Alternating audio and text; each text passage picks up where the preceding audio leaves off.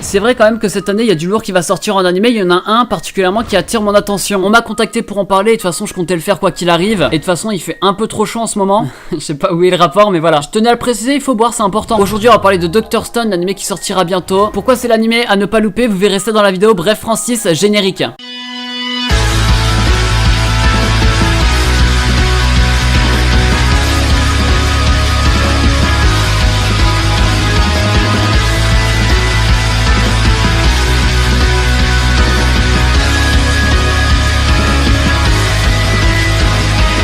Hey salut à tous les gens, c'est Manga. Aujourd'hui on se retrouve pour une vidéo qui va parler de Dr Stone. Ça fait une semaine que je me suis renseigné sur l'animé aussi sur le manga. Et clairement de ce que j'ai vu ça va être exceptionnel. Comme d'habitude si t'as aimé la vidéo tu peux lâcher un petit like, ça me ferait super plaisir. Et dis-moi en commentaire ta marque de vêtements préférée. Non je rigole.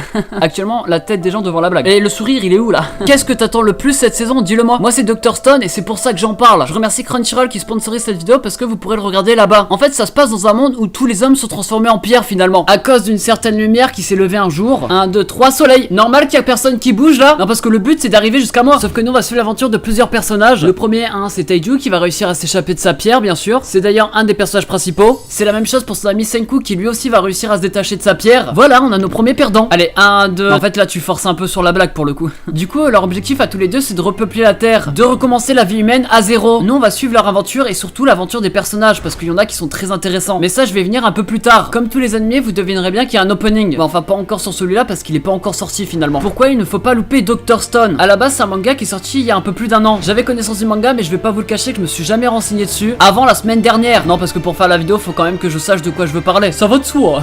En fait dès le début il faisait déjà parler de lui surtout en France. Il a quand même été élu meilleure vente manga pendant quand même quelques heures donc c'est pas rien. Non je rigole.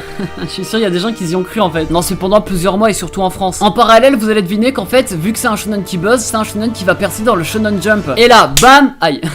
C'est à partir de là où l'anime a été annoncé. Surtout qu'un peu plus tard il va être nommé dans les meilleurs shonen, un concours de manga. Déjà rien qu'avec son histoire vous pouvez voir quand même qu'il y a un truc derrière. Le succès on ne l'a pas par hasard, on va le chercher et je pense que ce manga était le chercher. J'ai surkiffé le concept. Surtout que le concept colle parfaitement en fait à la vision du personnage principal. Quelqu'un qui n'a pas l'air mais vous allez voir qu'il va se montrer très intelligent et futé par la suite. Vous êtes en train de me décrire là? Ah non non. Ouais du coup la suite de la vidéo. Lui en fait veut s'approprier la science. Lui veut repartir de zéro jusqu'à arriver au progrès qu'ils avaient avant le drame. Ce qui est drôle avec ce personnage c'est aussi un personnage qui donne de l'humour. Parce qu'il faut pas oublier qu'on est dans un shonen. Il a tous les traits d'un personnage principal de shonen quand même, on va pas se le cacher. Mais il est surtout très charismatique. Un peu comme tous les personnages d'ailleurs, j'ai été surpris de voir que la meuf était plus musclée que moi. Non mais je vous le dis, ça fait du mal à mon ego quand même. Ouais c'est ça quand t'es pas très musclé hein. Enfin bref, personnage très intelligent qui est en total contraste avec un autre personnage qui lui est un personnage à la fois très fort mais aussi vous allez voir qu'il n'a pas le même état d'esprit que le personnage principal et du coup vous allez suivre un peu ça. C'est comme on dit mettre des bâtons dans les roues ou alors mettre des bâtons. Wow j'arrête la blague.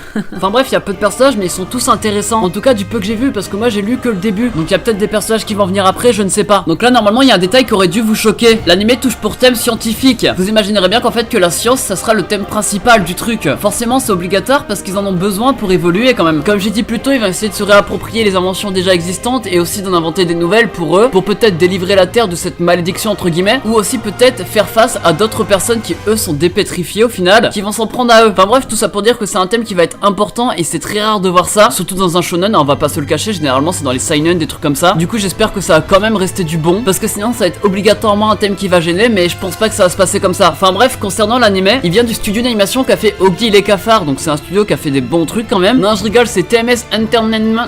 Attends je sais pas le dire. Bon, enfin bref c'est TMS. Je sais pas grand chose de studio hein. Je sais juste qu'il a fait Détective Conan grand maximum. Au vu des trailers l'animation a l'air d'être bien gérée et ressemble vachement au manga. Du coup je pense pas qu'on peut stresser à partir de ça. C'est quand même une grosse puissance et apparemment c'est quand même un gros studio. Personnellement c'est moi qui aurais géré le truc, je l'aurais passé au studio Bones hein. Ça aurait été plus simple. Mais bref de toute façon ils ont bien géré le truc. Il faut regarder cet animé, c'est obligatoire en fait, c'est moi qui vous donne un ordre. Originalité et qualité, qu'est-ce qu'il vous faut de plus? Et sur l'intrigue en fait c'est tellement original parce qu'en fait on va suivre leur aventure, leur survie, comme j'ai dit plus tôt. Eux le but c'est d'avancer dans la technologie etc. Ça serait que ça, en vrai ça serait pas exceptionnel. Mais n'oubliez pas qu'il y a une malédiction avec des gens pétrifiés. Ça veut dire que eux ils vont vivre dans leur coin en dépétrifiant des gens etc. Enfin en essayant. Il y a un stress permanent parce qu'en fait il y a des gens dépétrifiés qui peuvent être contre eux etc. Je suis en train d'imager un peu la chose parce que je rappelle que j'ai lu que le début, hein, on va pas se le cacher. En tout cas, ce que je sais, c'est que j'ai été spoilé et je sais qu'il y a des face à face très intéressants. Du coup, des sortes de combats qui peuvent être exceptionnels, hein, parce qu'ils peuvent faire moyen de pression avec des membres de la famille pétrifiés, etc. Enfin bref, le scénario nous ouvre une possibilité trop grande pour être raté. Une possibilité de scène, en fait, qui va nous transmettre quelque chose. Comme un don sur PayPal, ça j'accepte. Enfin, seulement s'il y a 4 chiffres, hein, faut pas déconner non plus. Vous imaginerez bien, comme tous les trucs de survie, il y en a forcément qui vont penser que c'est la loi du plus fort maintenant, etc. Donc voilà, c'est pas un spoil, c'est une certitude. Parce que c'est ce qui se passe à chaque fois dans les trucs de survie. J'ai listé quand même quelques-unes des possibilités de scénario, mais il y en a plein d'autres. En tout cas, si l'anime suit le manga parfaitement, la question est pourquoi les gens n'aimeraient pas. Ouais.